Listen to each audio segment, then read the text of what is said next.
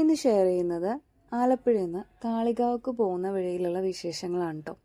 അപ്പോൾ ഈ ഒരു പോക്കിൽ 2-3 സ്ഥലത്ത് നമുക്ക് കയറാനുണ്ട്. അപ്പോൾ ആദ്യം പോകുന്നത് വെള്ളക്കിണറിൽ, അതൊരു സ്ഥലപ്പേരാണ്. അവിടെയുള്ള ഷിയാസുഖാനെ കാണാൻ വേണ്ടിയിട്ടാണ്. സബർക്കാട് ഫ്രണ്ടാണ്, ഒരു ഒഫീഷ്യൽ ആവശ്യത്തിന് വേണ്ടിയിട്ട് പോയതാണ്. അങ്ങനെ ഷിയാസുഖാനെ കണ്ട് പെട്ടെന്ന് തന്നെ നമ്മൾ ഇറങ്ങിയിട്ടുണ്ടായിരുന്നു കേട്ടോ. അപ്പോൾ അടുത്തതായിട്ട് നമ്മൾ പോകുന്നത് നവമിയുടെ വീട്ടിലേക്കാണ്. നവമി എൻ്റെ ഫ്രണ്ടാണ്. സാബർക്കാട് ഇൻറ്റേണും ആയിരുന്നു. അപ്പോൾ നവമിയുടെ ഹൗസ് വാമിംഗ് ആയിരുന്നു ഒരു 4 ദിവസം മുന്നേ. അന്ന് നമുക്ക് പോകാൻ പറ്റിയില്ല, അതുകൊണ്ടാണ് ഇന്ന് പോകുന്നത്.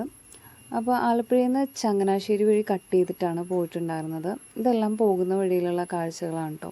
ഒരു സൈഡിൽ ഹൗസ് ബോട്ടിൻ്റെയും അതുപോലെ അപ്പുറത്തെ സൈഡിൽ പാടമൊക്കെ ആയിട്ട് കാണാൻ നല്ല ഭംഗിയൊക്കെ ഉണ്ടായിരുന്നു. അത്യാവശ്യത്തിലേറെ വെയിലും ചൂടും എല്ലാം ഉണ്ടായിരുന്നു. പിന്നെ കുറച്ച് പോയിക്കൊണ്ടിരിക്കുന്ന സമയത്ത് തന്നെ ചെറുതായിട്ട് മഴ ചാറുന്നുണ്ടായിരുന്നു കേട്ടോ. പക്ഷെ വലിയ കാര്യമായിട്ടൊന്നും ഉണ്ടായില്ല.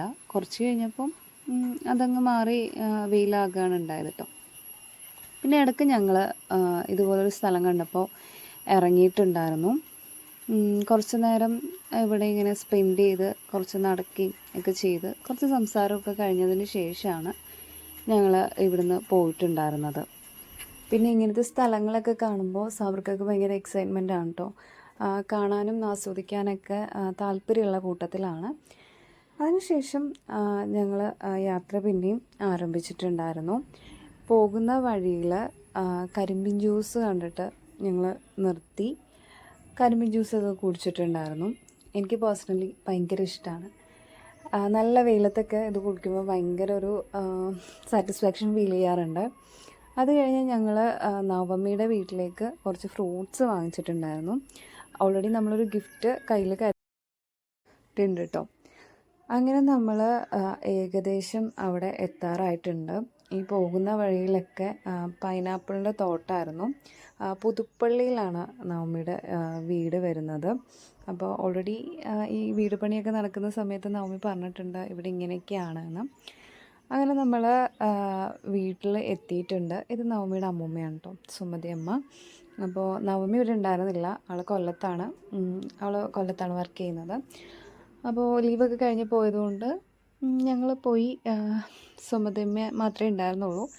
വെൽക്കം ഡ്രിങ്കൊക്കെ കുടിച്ച് ഗിഫ്റ്റൊക്കെ കൊടുത്ത് ഞങ്ങൾ പതുക്കെ ഇറങ്ങി. ഇനി നമ്മൾ നേരെ ഭക്ഷണം കഴിക്കാനായിട്ടോ പോകുന്നത്. അപ്പോൾ വഴിയിലൊരു കട കണ്ടിട്ട് നിർത്തിയിട്ടുണ്ടായിരുന്നു. ഞങ്ങൾ 2 പേരും നോർമൽ ഊണാണ് ഓർഡർ ചെയ്തിട്ടുണ്ടായിരുന്നത്. ഞാൻ കിളിമീൻ പറഞ്ഞു, സാബർക്ക ബീഫായിരുന്നു ഓർഡർ ചെയ്തിട്ടുണ്ടായിരുന്നത്. അങ്ങനെ ഭക്ഷണം അത്യാവശ്യം നല്ലതായിരുന്നു കേട്ടോ.